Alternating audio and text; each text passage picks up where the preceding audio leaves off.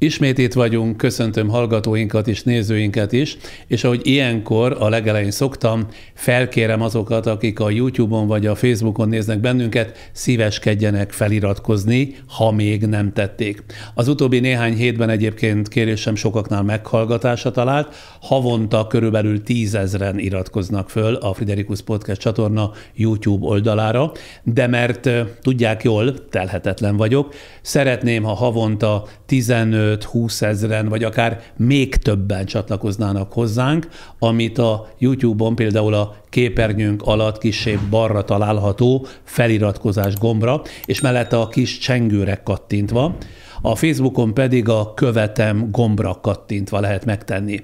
Ez önöknek tényleg nem több, mint fél másodperc, nekünk viszont presztízsben igen sokat jelent. És mert nézőink és hallgatóink sokasága hónapok óta azt kéri, sőt egyesek követelték, hogy legyen egy fórum jellegű műsorunk, amikor önök kérdeznek, én pedig válaszolok a feltett kérdésekre, gondoltuk 2024-ben az első találkozásunk alkalmával tegyünk eleget óhajuknak. A következő 80-90 percben sok olyan kérdésre válaszolok, amelyeket decemberben önök beküldtek szerkesztőségi e-mail címünkre. És azt már most megígérem, hogy minden 100 000. feliratkozó után mindig lesz egy ilyen fórum jellegű műsor, ahol tehát egy egész adásnyi időtartamban felelek az önök kérdéseire. Legközelebb akkor, amikor elérjük az 500 000. feliratkozót. Most 2,5 év után tartunk egyébként a 435-436 000. feliratkozónál. És akkor nem húzom tovább az időt, úgyis többen felrólják nekem a hosszas bevezetőket, rögtön bele is vágunk.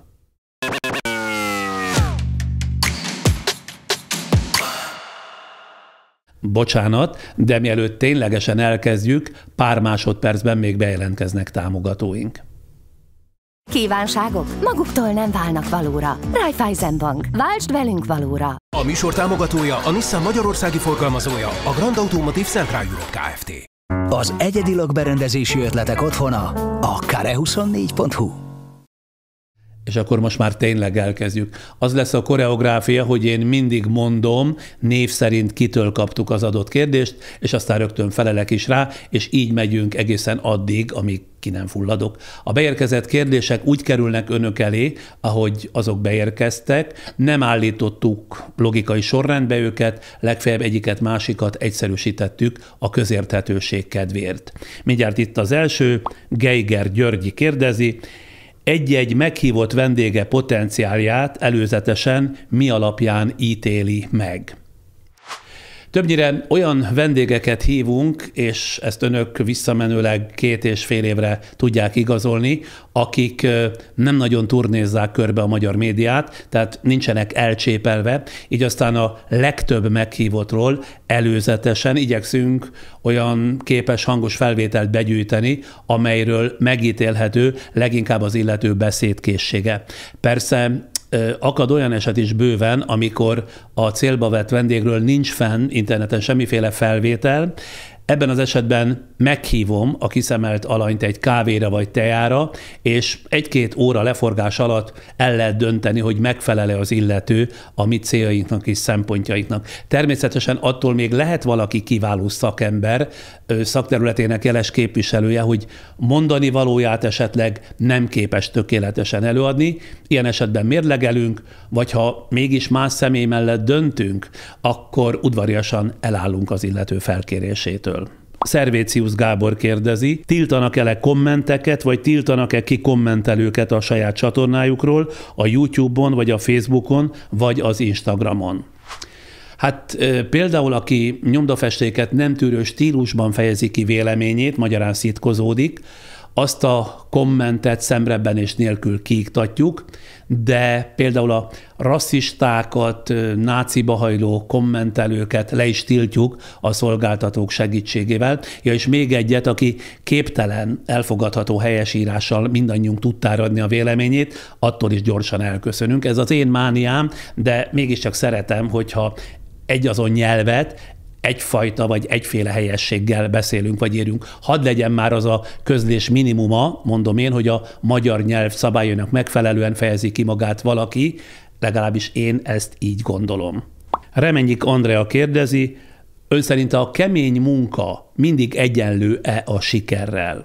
Hát én speciális eset vagyok abból a szempontból, hogy nagyon hiszek a kitartó munka sikerességében. Az is igaz, hogy nagy szorgalmat csak abban az esetben lehet előhívni önmagunkból, ha érdekli az embert az adott műfaj, vagy az adott téma, amellyel foglalkozik. Tehát ha ön, kedves Andrea, saját magára vonatkoztatta a kérdés, azt javaslom, hogy keressen és találjon olyan munkát, vagy olyan tevékenységet, ami ténylegesen érdekli, amelyben tehát az örömét leli, és soha nem az időt nézi, hogy még mennyi van hátra, mert ebben az esetben előbb vagy utóbb, de a siker is jönni fog. Steymantas azt kérdezi, ha tanult, mit tanult eddigi vendégeitől? Hát szinte valamennyi beszélgetés podcast számomra felér egy kurzussal, csak ami hirtelenjében az eszembe jut, pár hete például itt járt nálunk, és idáig is több 100 000 nézőt, hallgatót ragadott magával Steigerwald Krisztián generációkutató. Például a vele készített beszélgetésből rengeteg mindent tanultam, de úgy csak egyet említsek, hogy a fiatalabb generációk képviselőit nem feltétlenül kell lenézni azért, mert szokásaikban, megnyilvánulásaikban más normák szerint működnek, mint mi magunk. Ez volt az egyik, mondjuk, ami az utóbbi időből az eszembe jutott, vagy az ugyancsak néhány hete felkerült beszélgetés Krasznahorkai László íróval, arról győzött meg, hogy érdemesebb az emberhez, mint változó tényezőhöz kevesebb reményt fűzni, hangozzék ez akármilyen kiábrándítóan is. Aztán Karikó Katalin, a frissen Nobel-díjas kutató, egész élete arra bizonyíték, és ebből én bizony sokat merítettem, hogy szerényen is célt lehet érni, nem kell hozzá folytonos meldöngetés. De napestig sorolhatnám, hogy rendszeresen mennyit tanulok Buda Pétertől, állandó nemzetbiztonsági szakértőnktől, a világ sorsdöntő ügyeiről, vagy Eszbíró Zoltán Oroszország szakértőtől, aki mindig meglep egy-egy az oroszokkal kapcsolatos téma tárgyalásakor ezernyi olyan tűpontos részlettel, amiket meggyőződésem, hogy csak ő tud, senki más a világon. Eszbíró Zoltán esetében külön megtiszteltetés, hogy őt kérdezhetem, és mindig az első szóra, tehát szívesen jön hozzánk. Hát ennyi jut így hirtelen eszembe. Krisztián Zoltán azt kérdezi, van-e úgy, hogy egy-egy felkért vendég nem vállalja az interjút? Az eddigi 85-86-ból összesen 2 ilyen esetre emlékszem. Az egyik vendégjelölt arra hivatkozva nem akart jönni, hogy előttünk már elígérkőzött egy másik internetes csatornának. Az igazság az, hogy a későbbiekben pedig én feledkeztem el újra hívni az illetőt. A másik ilyen potenciális alany egy színésznő volt, aki azzal hárította a megkeresést, hogy ő általában nem szeret nyilatkozni, noha előtte néhány héttel több oldalas nagy interjút adott egy női magazinnak, tulajdonképpen eljutott a mi eszünkbe is az illető. Ezért is gondolom, hogy csak kifogás lehetett, amit mondott, de én ilyenkor nem firtatom a részleteket, nem is próbálom rábeszélni, nagyon gyorsan megköszönöm, és már le is teszem a telefont. Ráadásul régóta van egy fura szokásom, vagy nem tudom, minek mondjam ezt, vannak emberek, akikről érzem, hogy meg kellene hívnom őket, de valamiért nem fülik hozzájuk a fogam, nagy nehezen mégis ráveszem magam, hogy felkérjem az illetőt, de tulajdonképpen alig várom, hogy nemet mondjanak, és egészen megkönnyebbülök ilyenkor. Magyarán tehát én eleget teszek szakmai lelkiismeretem figyelmeztetésének, de nem rajtam múlik, hogy meghiúsul az adott beszélgetés, viszont ezt én egyáltalán nem bánom. De látom, fura magatartás, de hát ez is én vagyok. Jön a következő kérdés. Gereben Kálmán kérdezi, vendégjavaslatokat lehet-e tenni önöknek? Természetesen lehet tenni, de kérem, ne evidens vendégeket ajánljanak, olyanokat, akikkel mondjuk azokban a napokban önök is olvasták az online interjút, vagy bármilyen labban egy interjút, mert ezeket többnyire mi is olvassuk, Itt a szerkesztőségben mi sokféle forrásból gyűjtünk természetesen témákat és vendégeket, és rengeteg sajtóterméket magunk is követünk. De ha valakinek eszébe jut egy téma, vagy egy olyan ember, aki eredeti, vagy mostanában nem volt szó róla, azokat természetesen örömmel vesszük, már hogy azokat az ajánlatokat. Eckhart Edina kérdezi, milyen Friderikusnak lenni? Hát nem éppen könnyű teher, ezt mondhatom, de komolyra fordítva, a kérdés azért nem gondolkodtatja el komolyabban az embert, mert ebben a testben, ezzel a szellemmel születésemtől kezdve 65 éve együtt élek, tehát volt időm hozzászokni önmagamhoz. Olyan szempontból biztosan nem vagyok könnyű eset még a magam számára sem, hogy örök késztetés van bennem a cselekvésre, a munkára, és ha mondjuk 1-2 órát már valami úgymond hasztalan dologgal foglalkozom, ami nem a munkámmal kapcsolatos, igen gyorsan lelkiismeret furdalásom támad, hogy ehelyett akár dolgozhatnék is. Zotyó. Melyik volt életének legnehezebb időszaka? Kérdezi. Hát több nehéz időszakom is volt, hosszú életembe ez belefért. Anyám betegsége, majd a halála például feltétlenül egy ilyen szakasza volt az életemnek, aztán a körülmények különös és kiszámíthatatlan fortéja folytán többször voltam munkanélkül, azok sem voltak éppen könnyen elviselhető időszakok. Az biztos, hogy ezeket a periódusokat minden esetben 2 dologra használtam, voltak éppen ez volt a gyógyír. Készültem a mindig következő munkával teli időszakomra, függetlenül attól, hogy kilátásban sem volt az a bizonyos következő munka. Ilyenkor rengeteg külföldi tévéműsort néztem, jegyzeteltem ki és elemeztem, illetve sokfelé utazgattam, hol csak egy-egy koncertre, vagy egy-egy kiállításra, vagy csak úgy nézegetni másfelé, másféle életeket. Tehát magam sem tudom, hogy miért, de örökös készenlétben tartottam ilyen periódusokban magam, életem nehéz időszakaiban tehát. Cserhalmi Anna Mária, mit gondol, való kapucnis pulóvert hordani egy podcastben?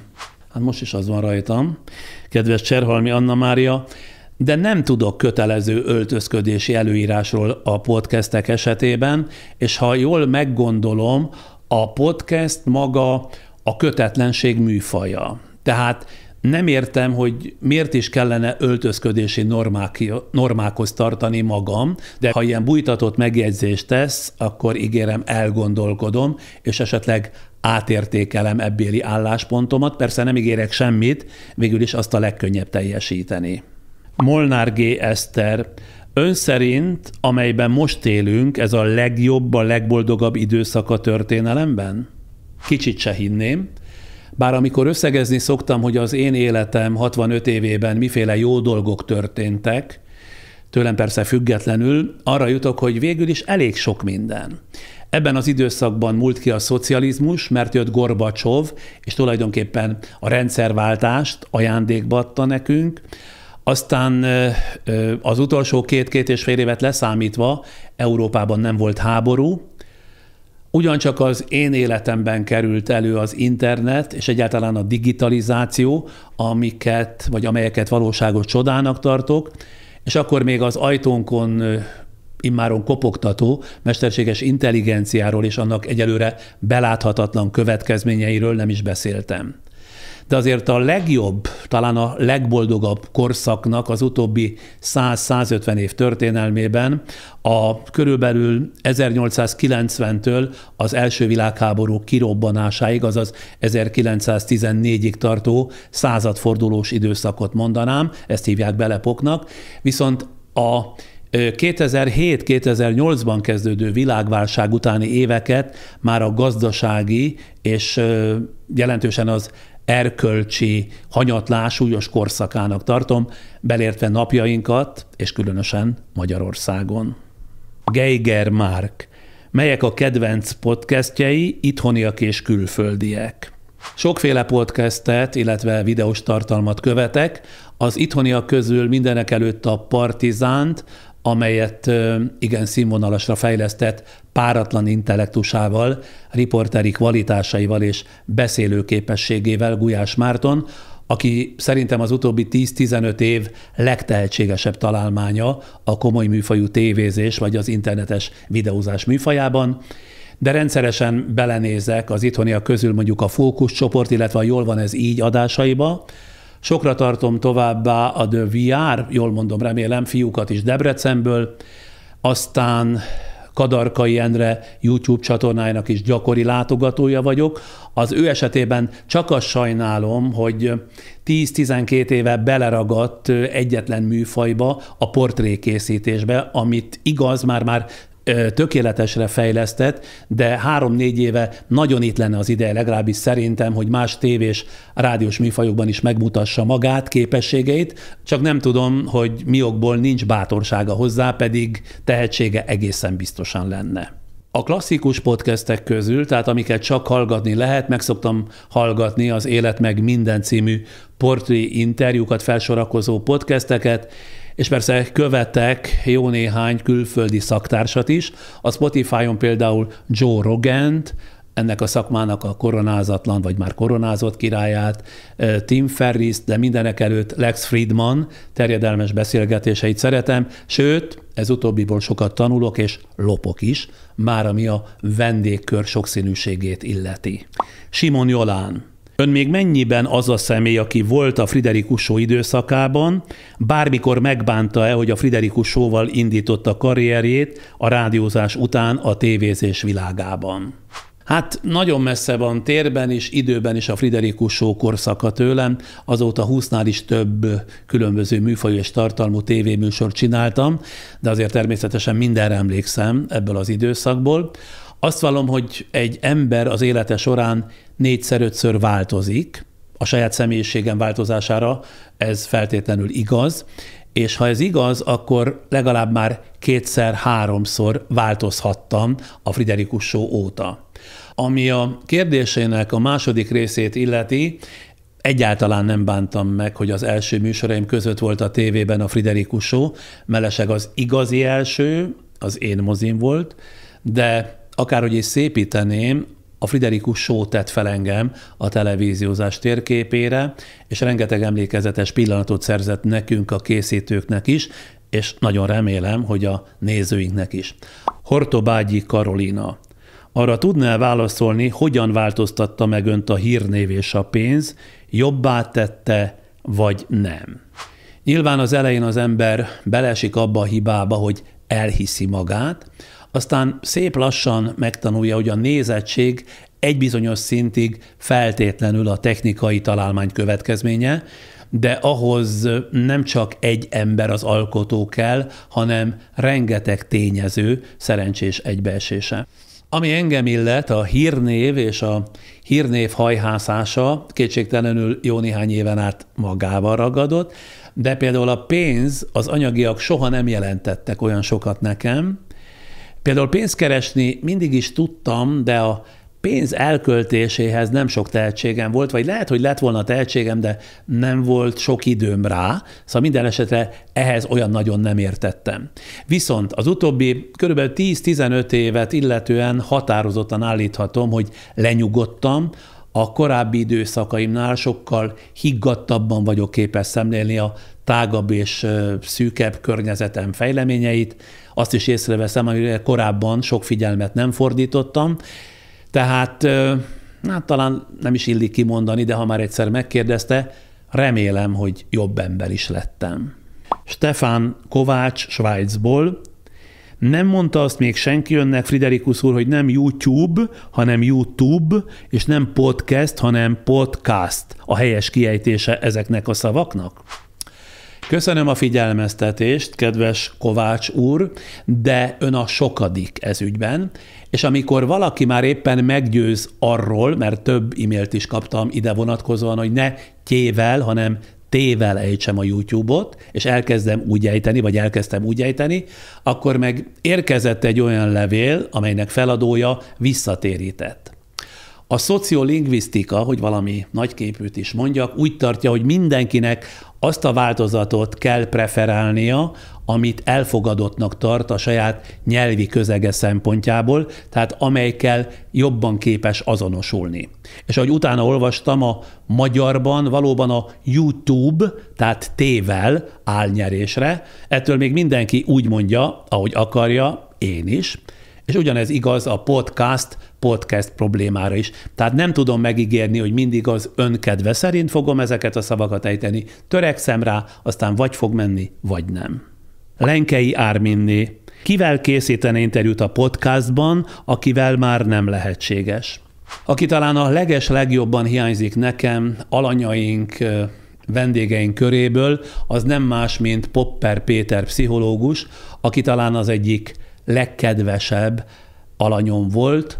Soha nem osztotta az észt, inkább gondolkodásra serkentett, nem adott azonnal használható válaszokat, sokszor kegyetlen kérdésekkel és kíméletlen iróniával mutatott inkább rá gyarlóságainkra, miközben önmagát sem kímélte.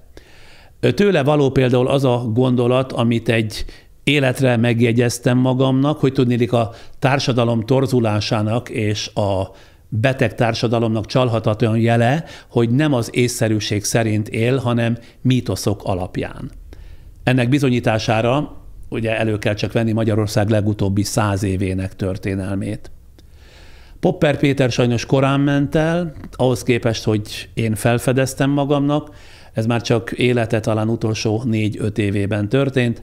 Egyszer, ha jól emlékszem, talán 2006-ban volt, amikor felhívtam telefonon azzal a kérdéssel, hogy ami azokban a napokban, hetekben folyt az utcákon, az ugye a hétköznapi fasizmus, kérdeztem tőle, mire ő a hétköznapi fasizmusról egy olyan, hát legalább félórás előadást tartott nekem telefonon, teletűzdelve filozófusoktól, költőktől vett idézetekkel, hivatkozásokkal, hogy csak bámultam. De akármilyen kérdés vagy téma kapcsán megkerestem, nem volt olyan, hogy ne tudott volna azonnal exakt választ adni. Na, Popper Péter például nagyon hiányzik nekem, de vele interjút sajnos már nem készíthetek. Lászlófi Pál kérdése. Nem tudom, elmondta-e valaha, mi motiválta, hogy tartalmat készítsen a YouTube-ra, mert egy ideje figyelem, és nagyon céltudatosnak tűnt, ahogy már az első podcastokat készítette. Tulajdonképpen hosszú évekkel a YouTube-ra történt átigazolásom előtt már meg kellett tapasztalnom azt, hogy a hagyományos televíziózás vergődik, egyre silányabb műsorformákat vesznek meg külföldről, és szigorúan azokhoz rendelik a műsorvezetőket, tehát hogy mondjuk kinek mi állna jól, vagy kinek lenne saját ötlete, az a tartalomért felelős tévévezetőket évtizedek óta nem érdekelte. Továbbá azt is kénytelen voltam közelről belátni, hogy a televíziós csatornáknál egyre gyérebb a szerkesztői állomány képzettsége és fantáziája is, tehát azoké, akiknek egy-egy műsor tető alá kellene hozni. Ez a két kereskedelmi tévére fokozottan érvényes volt, ami persze nem jelenti azt, hogy nem találkoztam itt is, ott is üdítő kivételekkel. Ha például az utolsó tévéműsorom előzményeinek részleteibe beavatnám önöket, talán elképednének, hogy milyen kapkodások nyomán dönt egyetlen ember arról, hogy mégse az adott műsor valósuljon meg, amelynek előkészítésén akkor már legalább 2-3 hónapot dolgoztunk. Ez a műsor egyébként saját ötlet lett volna, hanem egy hirtelenjében a fiókból előhúzott több éves licenszműsort valósítsunk meg, kizárólag azért, mert a tartalomért felelős igazgató egyszer csak rájött, hogy ő abban jobban hisz. Még mielőtt a Friderikus podcastot elindítottuk, volt 2 tévés ajánlatom az RTL-től. Egyrészt felvetették a Friderikus Show sok-sok év utáni folytatásának lehetőségét, de ezen kicsit ugyan eltűnődtem, aztán végül nemet mondtam, utána pár hónappal később úgy szólt egy újabb ajánlat, ugyancsak az RTL részéről, hogy olyan műsort csinálok, amilyet akarok, de addigra valahogy végleg elszállt a maradék bizalmam is a hazai tévézésből. Úgy éreztem magam, mint egy ilyen több évtizedes házasságba belefáradt feleség, akit folyamatosan megcsal a férje, és akit sok év után, amikor már visszafordíthatatlanul faképnél akarja hagyni a nő, a férj ígér neki fűt, fát, miközben a feleség pontosan tudja, hogy minden ígéret ellenére a házasság úgyis úgy fog folytatódni, ahogy előzőleg is tartott, magyarán kis idő elteltével a férj részéről tele lesz meg csalásokkal. Hát ezért nem akartam tovább tévézni, és jött az akkori fodrászom, Vörös Kati, meg a mai technikai vezetőnk Geng János, aki most is itt ül, és hallgatja ezt a felvételt, akik egymástól függetlenül, de párhuzamosan érveltek a YouTube mellett. Tehát inkább a szükségszerűség, semmint a tudatosság vezetett el ide, erre a platformra. Ez a válaszom. Frank Titanilla. Mit gondol arról, a podcastok annyira divatba jönnek, hogy ez lesz a tudásszerzés legújabb formája? Ha az a kérdés, hogy ön úgy érzi, egy-egy podcasten keresztül hall és tanul olyan dolgokról, amelyek felkeltik az érdeklődését egy adott téma iránt, ez természetesen tekinthető kezdeti lökésnek, de nem elhanyagolható, hogy egy akármennyire is inspiráló beszélgetés nyomán, aki ad magára, az utánolvas az adott téma részleteinek is, csak így lesz a podcast tudásalapozó, de semmiképpen sem tudás helyettesítő vagy oktatás számba menő műfaj, én legalábbis így gondolom. Szepezdi Tibor. Melyik az az egy kérdés, amit nem tett föl valamelyik vendégének, és azóta is bánja? Hát talán az egyik egyébként látható, hallható volt vendégnek, nem tettem fel egy kérdést, aki most már így utóbb elmondhatom, bár nevet nem fogok használni, össze-vissza beszélt a felvétel során, miközben én mindig következetesen arról próbáltam kérdezni, amit előzőleg mondott. Ettől ő hogy nem zavarba jött, és egyik válaszával cáfolta a másikat, így kergettük egymást folyamatos ellentmondásokba. Szóval nagy katyvasz kerekedett az egészből, és az interjú után azt kellett volna megkérdeznem tőle, hogy miért vállalkozott egyáltalán a beszélgetésre, ha ennyire vagy nem akart érdemben válaszolni, vagy nem volt mondani valója. Bánom, hogy nem ezzel a kérdéssel zártam az interjút, de mondom, a vendéget, azt a szemét, akivel ez megesett, most nem nevezem meg. Szemes Piroska. Felajánlhatok önnek 2 hétnyi ingyenes sportmasszást Aucklandben? Komoly az ajánlatom. Most azok számára, akik nem tudják, viszonylag sok hallgatónk, nézőnk külföldről követ bennünket, össznéző számunk 9-10%-a a YouTube kimutatása szerint, így például van állandó nézőnk Új-Zélandról is, és mert ott még nem jártam, természetesen szívesen megyek Új-Zélandra 2 hétnyi sportmasszázsért, miért is ne? Dr. Váradi Magdolna. Hány fős csapat segíti önt a podcast előkészületeiben és kivitelezésében? Ez az egyik kérdés. A második, megszakítások nélkül egyhuzamban vesznek fel egy-egy beszélgetést, és célszerűen vágják ezeket? A miénk egy nagyon kicsi szerkesztőség, témánként legfeljebb egy szerkesztő segíti a munkámat, olyan értelemben, hogy kigyűjti a soron következő interjúhoz a háttéranyagot, ezek főleg újságcikkek, tanulmányok, statisztikák, de ezeket már én dolgozom fel, és döntöm el, hogy számomra az adott témából mi a fontos, mi pedig a kevésbé. Aztán elkészítem a beszélgetés részletes vázlatát, a felvételeken például abból dolgozom, podcastjaink pedig minden esetben felvételről mentek, egy-egy felvétel általában 2-3 óra hosszat tart, a stúdióban velünk ül egy képvágó, majd a felvételt követő néhány napban a technikai vezetőnk segítségével én vágok meg minden beszélgetést. Ez legalább egy 15-18 órás munkafolyamat, szóval csak néhány emberből áll a szerkesztőség, de végre nem nagy szervezetet, több tucat embert kell irányítanom, mint a televíziózás időszakában, hanem egy kis csoportot, és ez sokkal jobban esik. Ezért is van az, hogy csak 2 hetente tudunk új beszélgetésekkel előállni. Noha annyi témát és vendéget gyűjtöttünk össze idáig, szám szerint, tudom pontosan mondani, 1534-et, amiből legalább 4,5-5 évig minden nap dolgozhatnánk, új és új podcasteket állíthatnánk elő, ha az egyéb elő- és utómunkák ezt nem gátolnák. Egri Krisztián. Pályakezdő dokumentumfilmesként mindig ámulattal hallgatom a podcastjeiket, mesterként tekintek önre. 1. Létezik az ön számára erkölcsi morális határ, hogy mi az, amit még megkérdezhetek, és mi az, amit már nem? 2. Miből tudja, hogy teljes mértékben felkészült? 3. Van-e valamiféle vészterv, ha az interjú hirtelen váratlan fordulatot vesz? 4. Szokott-e még izgulni? 5. Lenne olyan ember a Földön, aki miatt izgulna, ha interjút kellene készítenie vele? 6. Hogy kezelte a stresszt régebben? 7. Honnan tudja, hogy a nézőket milyen kérdésekkel lehet lekötni? 8. Milyen módszereket alkalmaz, ha zárkózottabb típusú vendége van? 9. Kitől tanult, ki számít szakmai példaképnek az ön szemében? Jó sok kérdést tett föl, tisztelt kollégám, de akkor menjünk sorba. Természetesen létezik erkölcsi morális határ a kérdéseket illetően. Ezt az ember különösen ennyi év gyakorlata nyomán jó esetben tudja. De hogy biztosra menjek, én mielőtt beülünk beszélgetni a stúdióba, 15-20-25 percben kettesben a vendégeimmel átbeszélem az adott interjú vázlatát, tehát nem a kérdéseket beszéljük át előzetesen, hanem azt, hogy honnan, hová fogunk eljutni.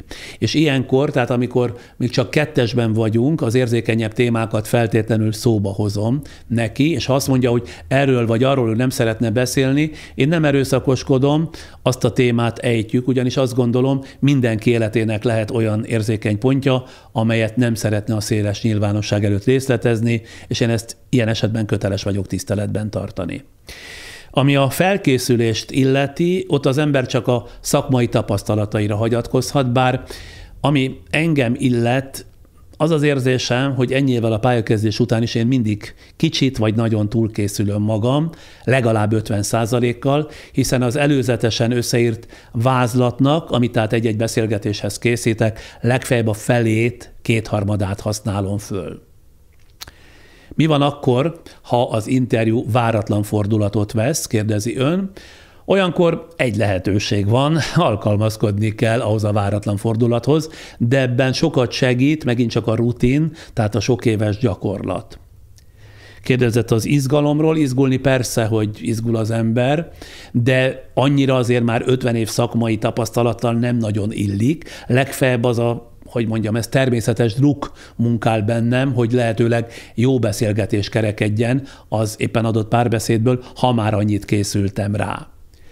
Hogy ez fokozódna-e abban az esetben, ha mondjuk valamilyen nemzetközi méltósággal kellene interjút készítenem, nem tudom, de gyanúm szerint nem, mert úgy tartom elég régóta, hogy egy-egy beszélgetésből, vagy egy-egy beszélgetéstől nem változik meg a világ, tehát ezen nem sok minden múlik.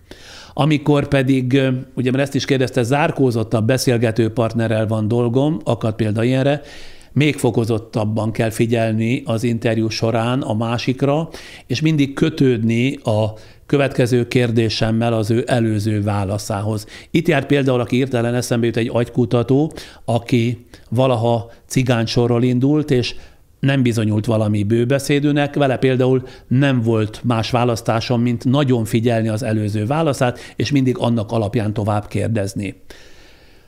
Arról már a korábbiakban viszonylag sokat beszéltem, hogy kiktől tanultam ezt a mesterséget.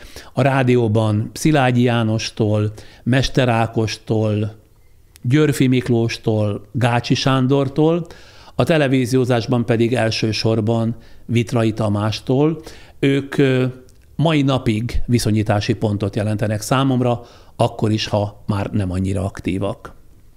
Jóniné Besztercei Edina kérdezi, mi volt az a pillanat vagy esemény, amikor azt érezte, hogy látja a nagy egészet, amikor az egója már nem gátolta, hanem szolgálta önt? Hát ezen el kell kicsit gondolkodjak. Őszintén szólva, még most sem tudom, hogy látom-e a nagy egészet, legfeljebb gyanúm van ezzel kapcsolatban. Az egomról már könnyebben tudok számot adni, mert azt hiszem, hogy már nem gátol, mert jó régen elengedtem, vagy ha úgy tetszik, más szolgálatába állítottam. Remélem érti, mire gondolok, mint hogy én is remélem, hogy valamennyire megértettem a kérdését, kedves Edina. Fellegi Balázs. Mennyire volt önnek fontos, vagy mennyire volt cél az, hogy a neve valamilyen módon fennmaradjon? Volt önben ilyen jellegű hiúság az elején, vagy akár később is?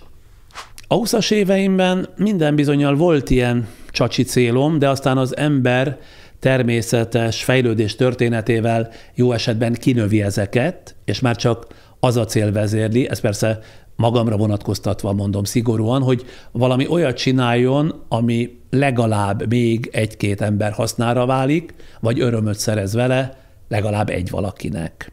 Erről többet nem igen tudok mondani. Lukocki Csilla. A YouTube-on a Friderikus csatornára felkerült az Én mozim sorozat filmjeit, nagy érdeklődéssel nézem, vagy kocsiban ülve hallgatom. Legutóbb a Modern Love Story, előtte meg egy céltudatos fiatalember története keltette fel az érdeklődésemet, aki a magyar futball válogatott szövetségi kapitánya kívánt lenni. Mi lehet most velük? Jó lenne tudni, hogy alakult az életük. Sajnos az Én mozim egykori szereplőinek utóéletét nem áll módunkban feldolgozni, egyszerűen azért, mert nincs kapacitásunk rá, pedig igaz, egyik-másik egykori hősünk történetének folytatása bennünket is érdekelne, de őszintén szólva nem is az a cél az archívumunk folyamatos feltöltésével, hogy a 15-20-25 éves történetek folytatásának is utána járjunk, csak meg akarom őrizni a kollektív emlékezet számára ezeket az egykori történeteimet. Névtelen.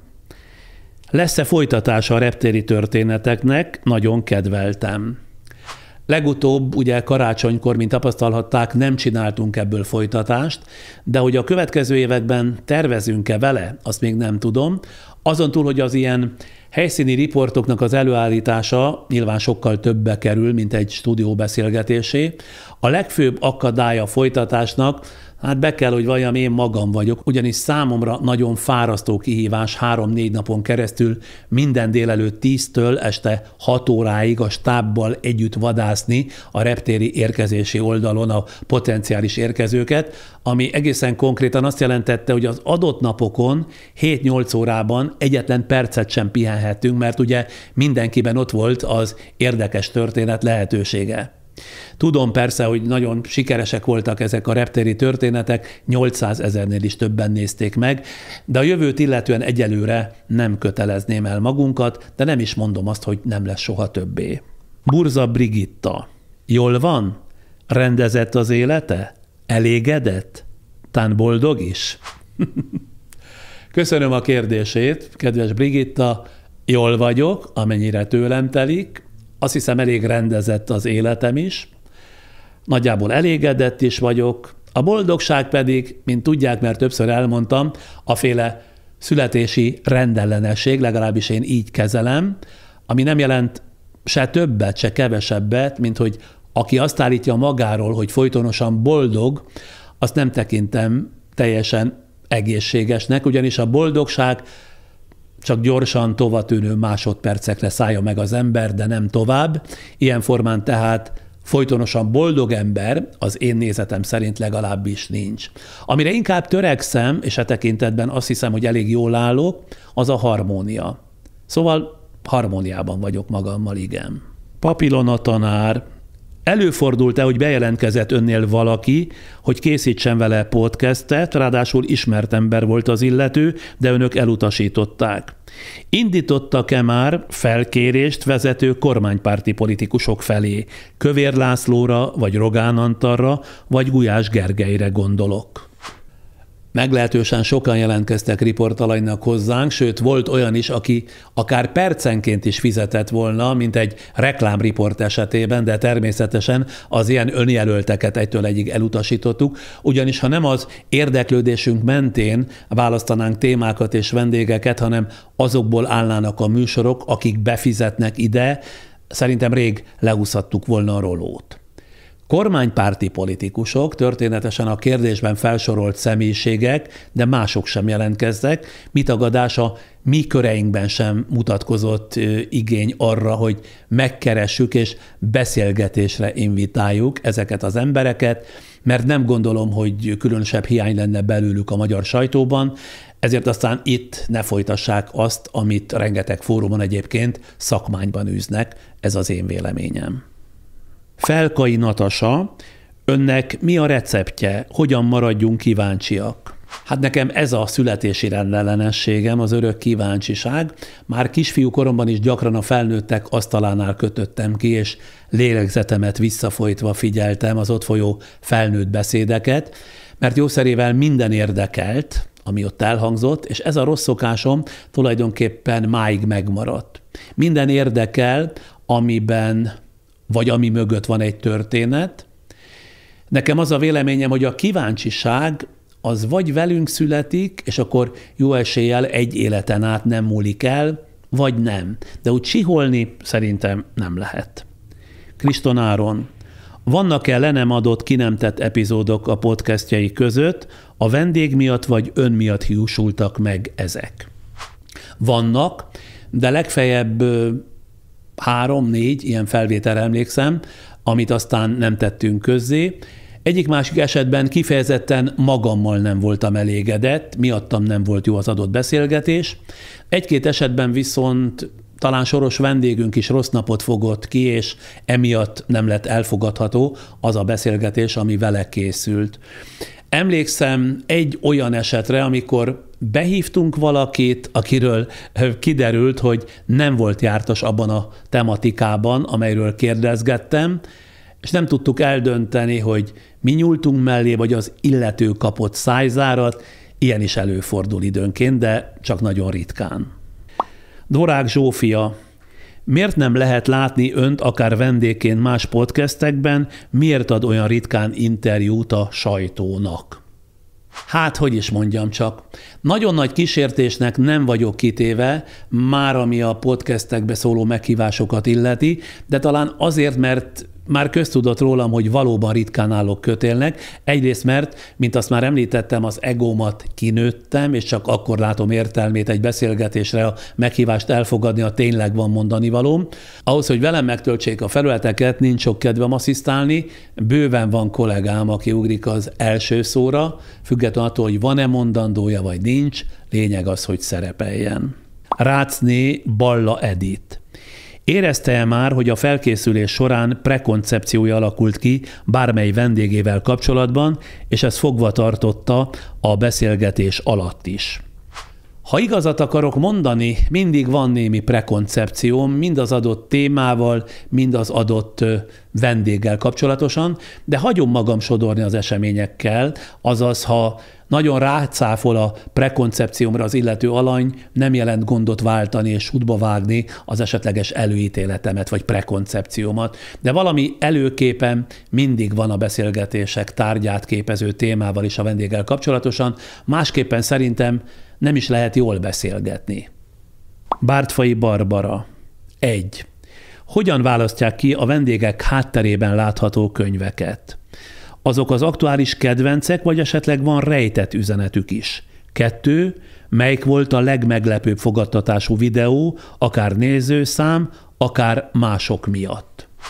Talán illúziót fogok rombolni, de a vendégek hátterében látható könyvek legtöbbször ad-hoc módon kerülnek az ablakpárkányokra. Van úgy, hogy borítójuk színe miatt, van úgy, hogy a könyvekre tett tárgyak miatt szükségünk van, hol egy vastagabb, hol egy vékonyabb kötetre, de sok rejtett üzenetet ne keressen bennük, azt kérem. És hogy melyik volt a legmeglepőbb fogadtatású videó?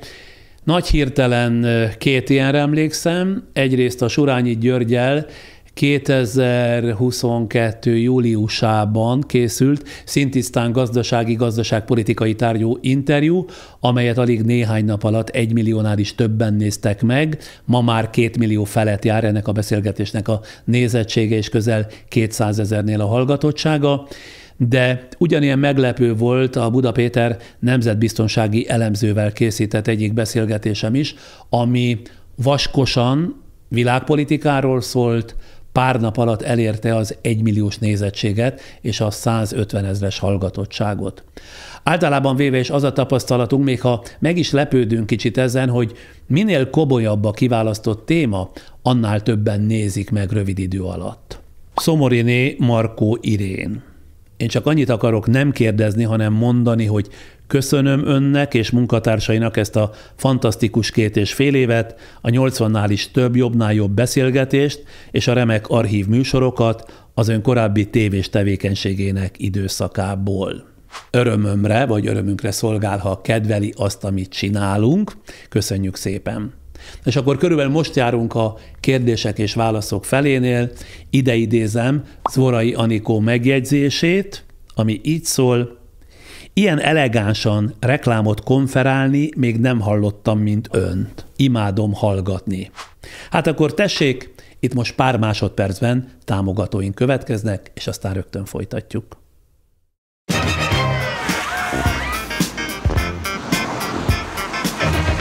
Új Nissan Juke Hibrid. Próbáld ki! Váltsd a családi álmokat, a saját utadat és a szenvedélyedet valóra. Raiffeisenbank. Váltsd velünk valóra! Care Design. Az egyedi lakberendezési ötletek otthona. Care24.hu. Folytatjuk podcastunk különkiadását, amelyben az önöktől decemberben kapott kérdésekre válaszolok. Bence Benjamin.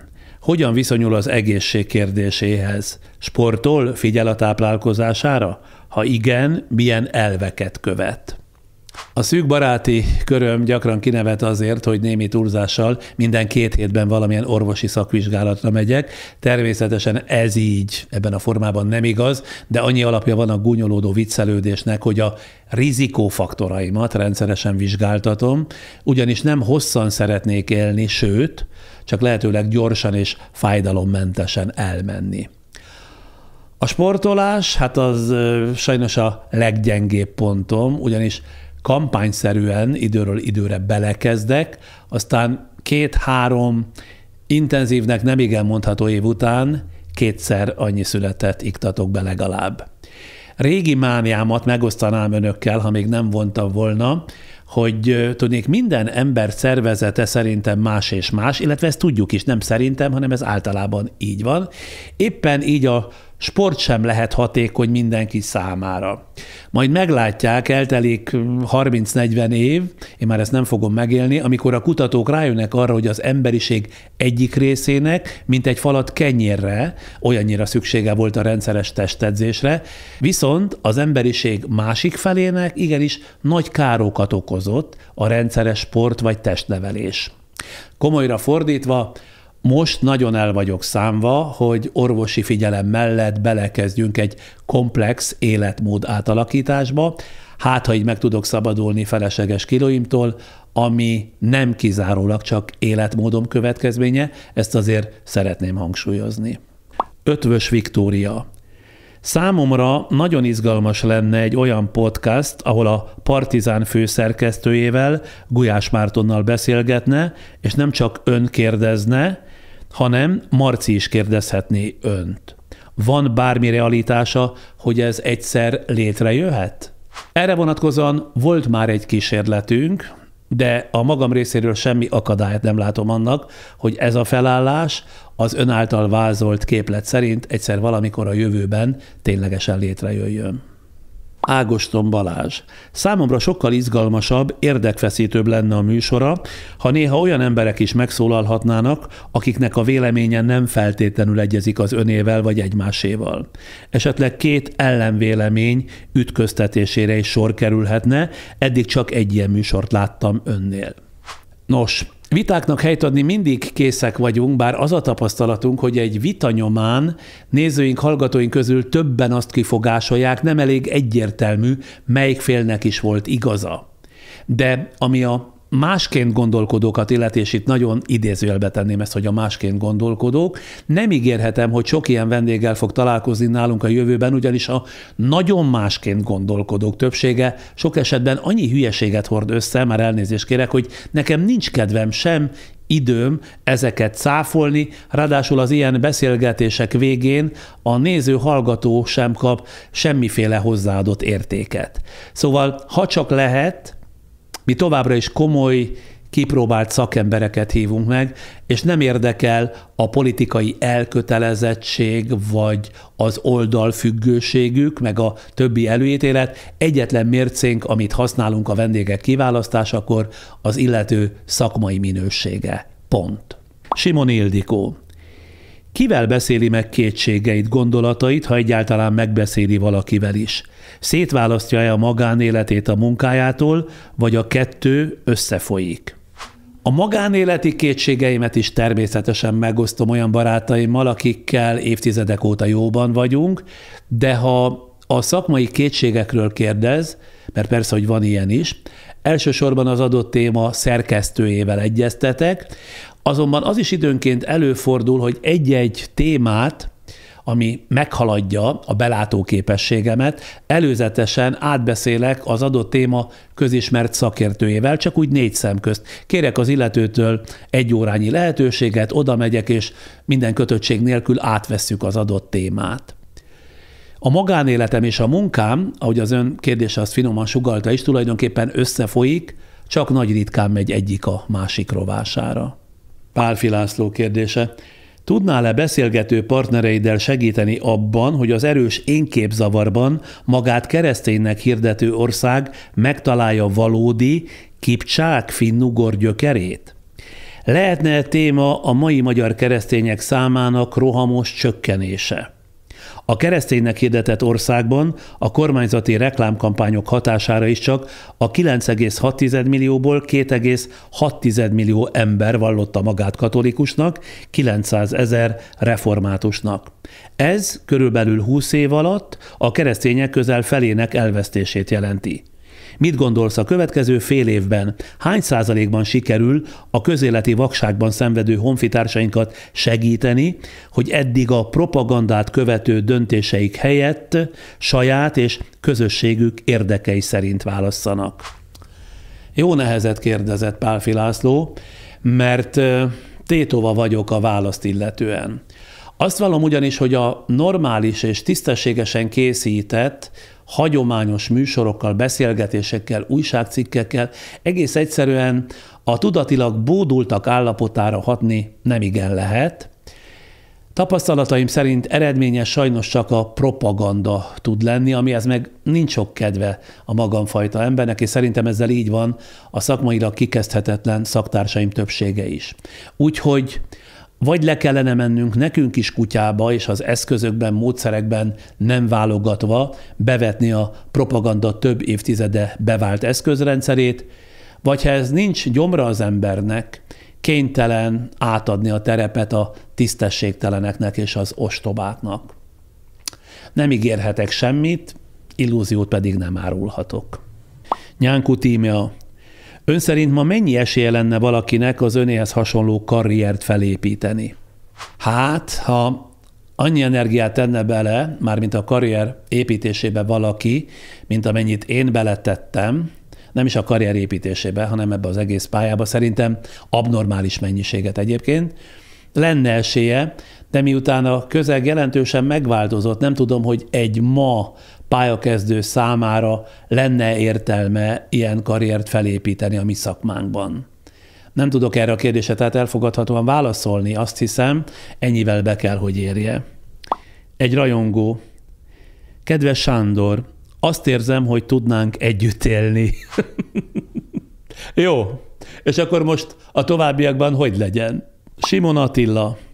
Mennyire lát fantáziát abban a felvetésemben, hogy Attila, hun királyunk fejedelmi sírhelye az emberi komédia szoborcsoport kővágó, őrs, kornyitó alatt helyezkedik el? Bevallom őszintén, nagyon járatlan voltam ebben az igen fontos kérdésben, de utána olvastam és megtudtam, hogy Attila hun király temetkezése régóta foglalkoztatja a közvéleményt. Azt ugye tudni vélik, hogy a nagyuralkodót nem hantolhatták el meséskincsek nélkül, ezért megmozgatja mind a mai napig az emberek fantáziáját. Attila volt Isten ostora, aki 453-ban talán halt meg, amikor is feleségül vett egy Ildikó nevű lányt, a lakodalomban a nagy vigadozástól elfáradt, a bortól és az álomtól elnehezülve a hátára feküdt, mire elerett az orra vére, ami a torkába folyt, és ez okozta voltaképpen a halálát. A zsákmányolt fegyvereit, a drágakövektől fénylő lószerszámait, valamint a méltósági jelvényeket, amelyek udvara fényét jelentették, vele temették, mi több, megölték a temetkezésben résztvevőket, hogy ne tudják továbbítani a hírt, hová temették a hunok nagy királyát. És innentől kezdve, legalábbis ahogy utána olvastam, meglehetősen bonyolult a kérdés, ugyanis az uralkodót a korábban a rómaiak ellen hősi halált halt vezérek Keveházi sírjánál helyezték végső nyugalomra. Keveházát a Fejér megyei Kajászó településsel lehet azonosítani. Itt ünnepélyes kőemléket emeltek neki, de bizonyos források szerint Attila a nyughelye, a koronázó város Székesfehérvár mellől elkerült aztán egy folyó mellé, és ettől kezdve tényleg nagyon összekuszálódnak a szálak, ugyanis Bóna István régész azt állítja, hogy egy körülbelül 30-50 kilométeres sugarú kört méterről méterre kellene átvizsgálni, ami lehetetlenség, mert magányos sír esetében ez a módszer egyszerűen nem alkalmazható. De mert mindig voltak olyanok, akik állításuk szerint pontos információkkal rendelkeztek a hun király nyughelyéről, én azt mondom, tisztelt Simon Attila, élje ki fantáziáját, és bizonyítsa be nem más, mint ön, hogy Attila fejedelmi nyughelye az emberi komédia szoborcsoport alatt helyezkedik el.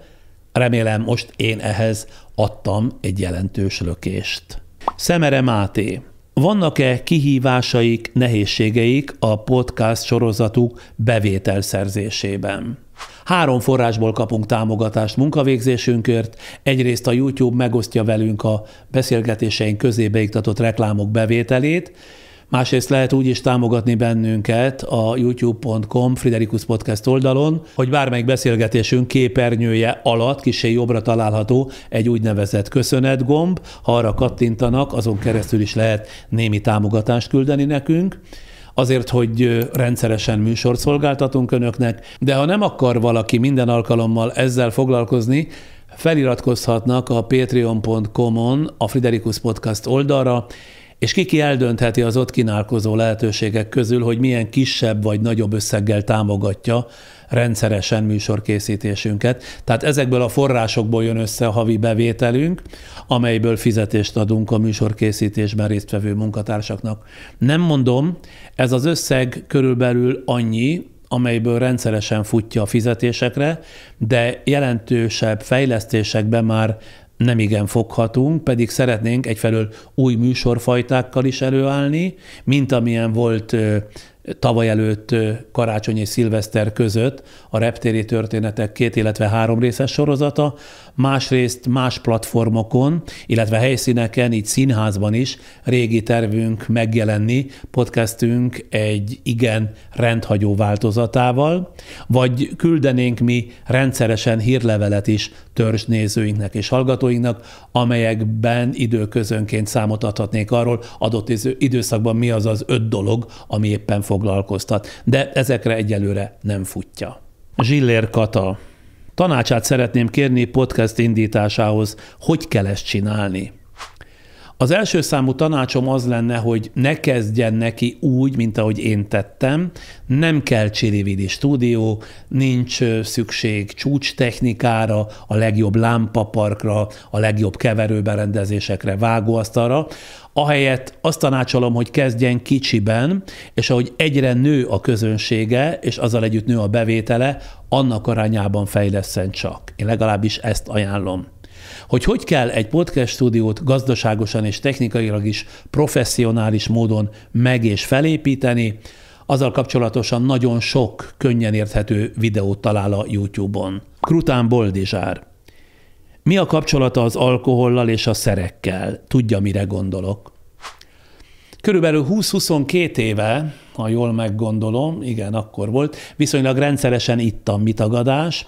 10-12 éven keresztül majdnem minden péntek este az akkori társaságommal, ez körülbelül 10-12 embert jelentett, főleg szakmabelieket, eljártunk előbb vacsorázni, aztán néhányan még tovább folytattuk az alámerülést, és hogy úgy mondjam, kedélyes állapotban tértem haza péntek éjjelente 3-4 óra körül, és akkor nagyon eufémisztikusan fogalmaztam meg a lényeget.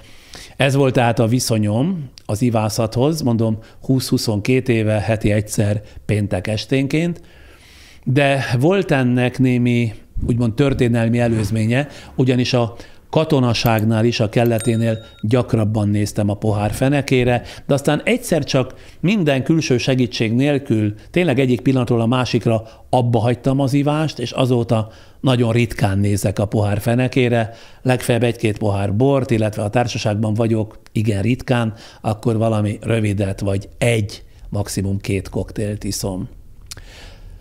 Úgynevezett szerekkel soha nem éltem, tulajdonképpen nem is értem, hogy ez hogy maradt ki az én életemből. Magamnak azzal szoktam magyarázni, hogy a tevékenységem nem hagyott időt rá, pedig kíváncsi lettem volna, hogy az így szerzett élményeim a riportjaimon milyen nyomot hagytak volna, adtak volna mondjuk más keretet egy-egy beszélgetésnek. Tehát azt hiszem, ezt már nem fogom megtudni sohasem. Mayer Gabriella: mind kell többet dolgoznia, az erősségein vagy a hiányosságain? Hát ha vannak erősségeim, azokat persze karban kell tartani, de mert kondicionálok a sok készüléssel és a szakma folytonos nyomon követésével, ez különösebb erőfeszítést nem igényel tőlem. A hiányosságaimmal meg úgy vagyok, hogy persze küzdök ellenük, de rá kellett jönnöm, hogy ebben az életkorban ez már bizony nem nagyon megy. Úgyhogy hiányosságaim és erősségeim együtt jellemeznek engem. Ennyit tudok mondani. Lendvai Borka: ön hisz Istenben?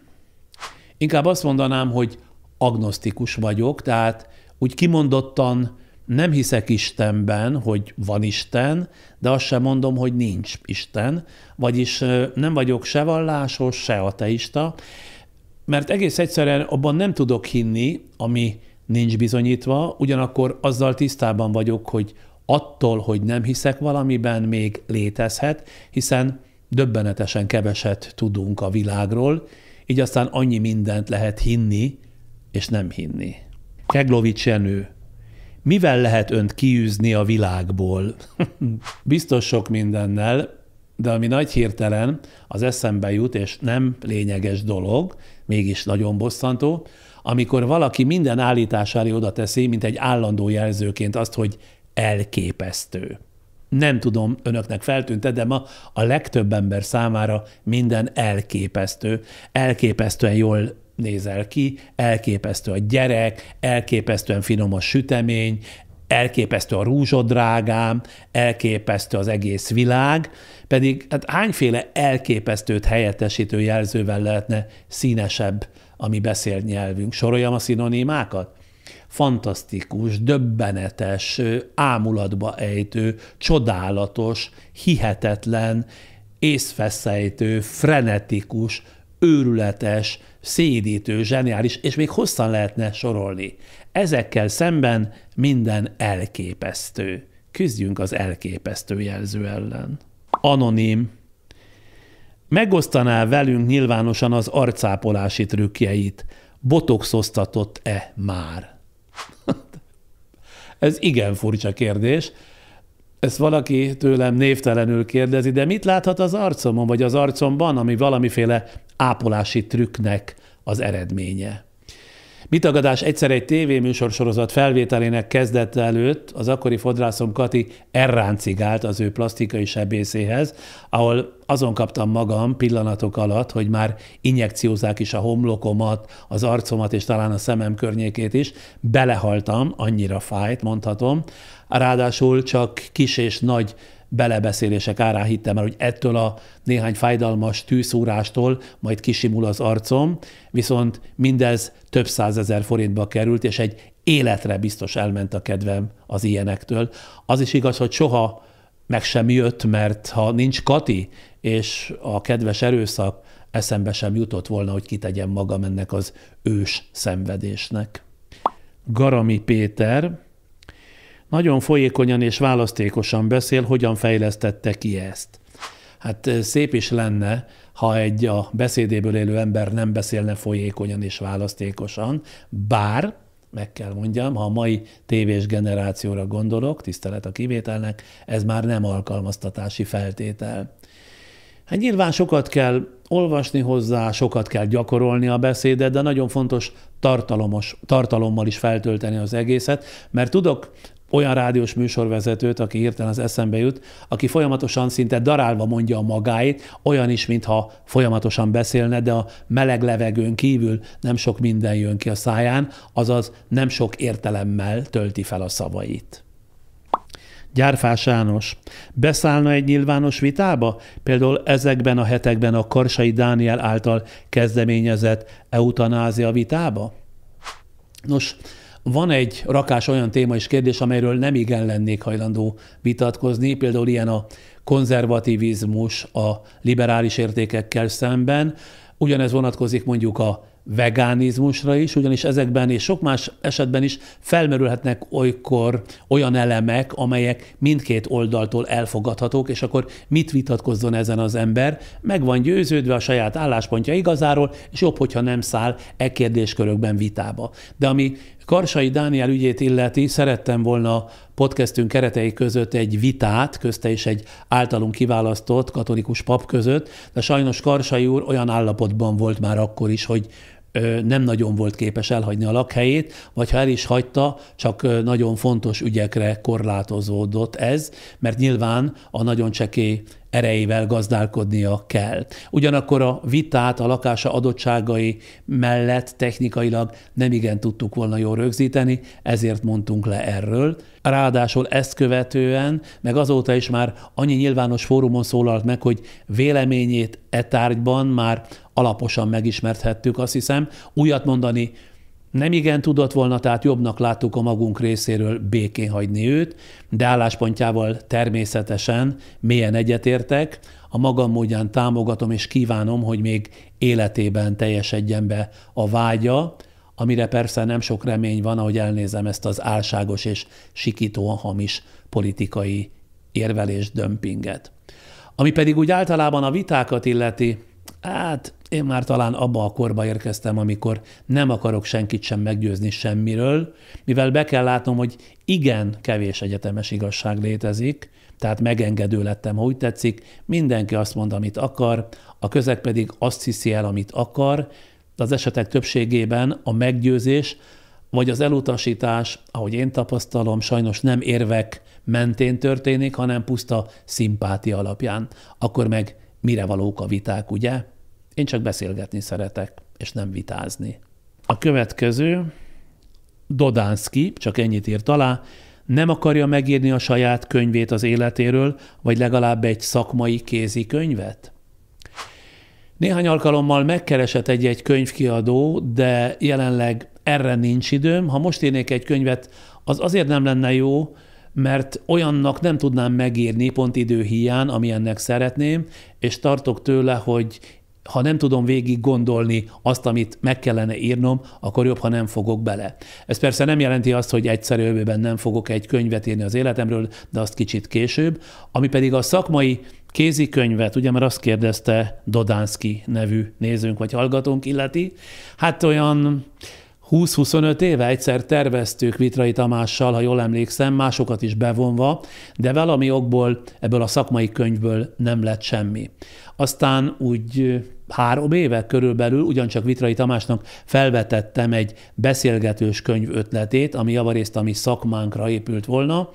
Az ő indítványára kidolgoztam ennek vázlatát is, már kijelöltük azt a vidéki hotelt is, ahová elmentünk volna felvenni a beszélgetéseket, de aztán nem tudtunk megegyezni a végső témákban, és így kútba esett ennek a könyvnek is az ötlete. Sajnos. Harmati Ágnes. Járt-e bármikor pszichológushoz terápiára, és ha igen, mi okból? Terápiára soha nem jártam, de vagy 15 éve egy problémásnak mondható életszakaszomban valaki ajánlott nekem egy állítólag kitűnő pszichológust, akihez elmentem. Emlékszem, hogy ő holló feketébe öltözve fogadott, anélkül, hogy ismertette volna, mire számíthatok, érkezésemet követő legelső percről kezdve engem beszéltetett, majd a rám szánt 1 óra elteltével szinte közbevágott és befejezetnek nyilvánította a szeánszt, de az adott korhoz képest is igen jelentős óradíjat számolt fel, ezért az én beszéltetésemért. Azóta nem éreztem szükségét az ilyen külső lélektámasznak. Szemlődi Vivien. Gondolta-e, hogy a Friderikus Podcast ekkora siker lesz? Álmomban sem gondoltam volna, mivel kezdettől fogva komoly témákban, komoly vendégekben gondolkodtam. Úgy becsültük kollégáimmal, hogy átlagosan lesz legfeljebb 50-60 ezer néző és hallgatója egy podcastünknek, és ezzel tulajdonképpen jól el leszünk. De hogy most már, és 2,5 éve rendszeresen van átlagosan, hangsúlyozom átlagosan egy podcastünknek 570 ezer nézője és hallgatója, hát ez számomra hatalmas meglepetés. Őszintén szólva én már azon is csodálkozom, hogy az értelmes szóra és gondolatokra van még ebben az országban 500 000-nál valamivel több érdeklődő. Gutai Linda. Az előző 2 évben mi volt az a zöld lötty az ön előtt lévő talpas pohárban? Társaságunkban gyakran találgatás tárgya volt ez. Nem fogja elhinni. Narancslé, csak mert zöld üvegpohárban volt, a sárga a zölddel egyesülve bizarr színt adott ki, ami mindenféle találgatásra adott okot, de a leghétköznapi narancslevet tartalmazta ez a talpas pohár. Szolár Mihály. A következő 10 évét hogy tervezi? Soha nem tervezek hosszabban, mint maximum 1 évre előre. A hosszú tervezés csak arra jó, tapasztalataim szerint, hogy legyen mit nem teljesíteni vagy átírni. A podcast fejlesztésének következő éves tervét nagyjából elkészítettük, de ennek részleteit majd folyamatosan osztjuk meg önökkel. Azt viszont már most tudom mondani, hogy a következő időszakban nem 2 hetente, csütörtök este 8 órakor tesszük fel a friss beszélgetéseinket, hanem hol 2 hetente, hol meg 3 hetente, de ugyanúgy mindig csütörtök esténként 8-kor. A ritkításnak egy oka van, elkezdünk előkészíteni egy új sorozatot, ugyancsak a podcastunk részeként, és mert annyian vagyunk, amennyien, erőinket kénytelenek vagyunk megosztani, engem is beleértve. Ezért lesz mostantól időnként 2, időnként csak 3 hetente az új podcast, az új beszélgetés. Szemán Péter, arról mit gondol, kötelező pártatlannak maradni kérdezőként? Mert ön helyenként nagyon nem pártatlan.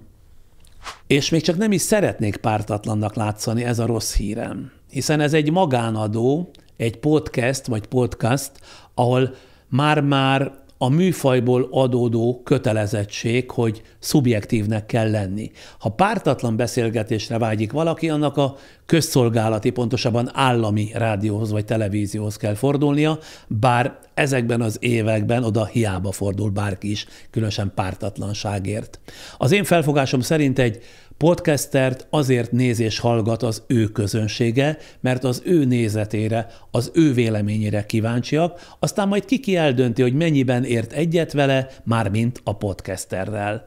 Szóval továbbra sem tudok mást ígérni, mint az erős szubjektivitást. Viktor, időnként nincs úgy, hogy szeretné abbahagyni ezt a podcast sorozatot? Valahol azt olvastam, hogy ön 2-2,5 évente beleun abba, amit éppen csinál. Jól emlékszik, valóban 2-2,5 év a szintidőm. A korábbiakban tényleg ennyi idő elteltével untam bele egy folyó műsoromba, de most ez a podcast talán, vagy remélem kivétel lesz, ha mint az előzőkben említettem, végül is készülünk valami új műfajjal is előállni valamikor az év során. Király Ákos. Ön az életben pozitív, vagy inkább negatív? Ha arra vonatkozik a kérdése, hogy milyen az alapállásom vagy az alapszemléletem, azt hiszem, hogy inkább negatív. A dolgoknak talán inkább a negatív oldalát vagy hatását vagyok képes észlelni először, de azt mondanám, hogy alapvetően, ha meg kellene határozni magamat, inkább melankólikus alkat vagyok, és hogy a szótár írja, a melankólikus ember az inkább zárkózott, hideg, realista életet él, aki mindent részletesen átgondol, azt is, amit esetleg nem kellene, nem sajnálja az időt és az energiát az alaposságra, introvertáltak, érzelmeik pedig sokszor válnak instabilá, hiszen örökké kritikusak mindennel, de leginkább önmagukkal szemben is. Belőlük hosszú távon viszont hűséges barát vagy társ válik. Hát körülbelül tényleg valami ilyesmi lennék. Szecsődé Béláné. Mennyit alszik egy-egy nap, és mi a napi rutinja? 6-7 órát biztosan alszom, de kissé elcsúsztatva, ugyanis éjjel 4 óránál korábban csak ritkán fekszem le, viszont délelőtt 10-11 körül ébredek, és ami a napi rutint illeti, ébredés után iszom egy pohár langyos vizet, friss citromlével, aztán visszabújok az ágyba, beviszem a gépemet, hogy átnézzem a leveleimet, amelyek közül a legfontosabbakra rögtön akkor válaszolok. Egyébként igyekszem minden nap minden levélre felelni. Aztán van egy torna gyakorlatsor, ami körülbelül fél órás, és a lakásban elvégezhető gyakorlatokból áll. Erre is nagyjából ráveszem magam, ha nem is minden nap, de gyakran. Aztán délután 2 körül jár az idő, amikor reggelizem, majd beindítom aktívan a napomat, délutánonként sokat telefonálok, szervezgetek, vagy találkozókat bonyolítok, néha beülök egy könyvtárba, időnként szeretek moziba menni. Színházba az utóbbi 2-3 évben nagyon megválogatom, hogy mit nézek meg, koncerteket és kiállításokat viszonylag gyakran látogatok, mondjuk úgy havonta, 2 havonta. Szeretek például elidőzni egy-egy múzeum büféjébe, ez régi szokásom. A napi sajtót pedig 3 részletben olvasom át, egyszer dél körül, körülbelül 1,5 órában olvasom az online felületeket, majd késő délután újabb 2 órát időzöm a friss hírek, cikkek áttekintésével, végül mondjuk késő este újabb 1-2 órában, attól függően, hogy hány érdekes témát vagy cikket találtam bennük, mert természetesen olyan szemben is olvasok mindent, hogy lehetne az adott témából, adott cikkből podcast. Megyeri Virág. Hogyan intézi a dolgait, ha rossz napja van? Elég ritkán engedhetem meg magamnak, hogy rossznak kiáltsak ki egy napot, de ha mégis úgy alakul, és természetesen van ilyen nap évente 2-3-szor, akkor lemondok minden előre betervezett programot, és vagy átalszom az adott napot, vagy olyan dolgot művelek, amit nem igen szoktam. A múltkor például egy ilyen rossz napomon azon kaptam magam, hogy haladtam A-ból B-be, elém került egy városnéző gyalogos csoport, hirtelen csatlakoztam hozzájuk, és velük együtt Budapest számos impozáns századfordulós épületét jártam végig. Pontosabban talán 2 órán át tartottam velük, aztán elég volt, elfáradtam, de ettől a teljesen váratlan dologtól valahogy jóvá lett az a napom is. Schifferné László Gabriella. Vannak olyan gondolatai, amelyekkel nézői, hallgatói, követői nem értenének egyet, vagy meglepőnek találnák, ha közzétenné ezeket? Hát persze, mert ha belemondanám így a nyilvánosságba, bizonyos körökben nagy lenne a felháborodás, de ha egyenként osztanám meg ezeket nézőimmel, hallgatóimmal, szinte biztos vagyok benne, hogy zokszó nélkül megértenének. Szóval minden csak a közlés formáján, illetve a módszeren múlik. De most azért nem kezdek bele. László Zoltán. Hogyan találnak olyan új embereket, szakértőket, vendégeket, akik még nincsenek elkoptatva, nem fordulnak elő nap mint nap a sajtóban, és akiknek olyan meglátásaik vannak, amelyek megérdemlik a nyilvánosságot?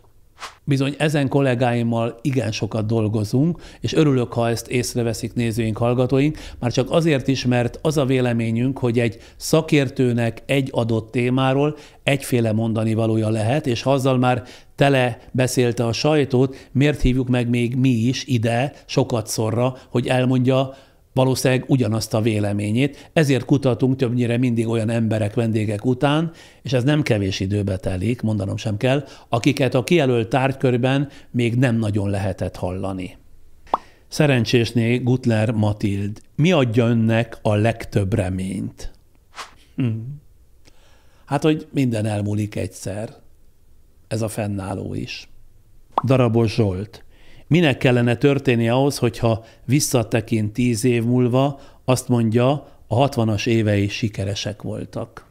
Ha csak ennyi történik velem ezekben az években, hogy volt és van egy több százezer néző és hallgató által követett podcastom, már rendben lesz a lelki egyensúlyom, de ha erre még rá tudunk ígérni, mert rengeteg ötletünk van, amelyeket szeretnénk valóra váltani, akkor tényleg nagyon fogok örülni.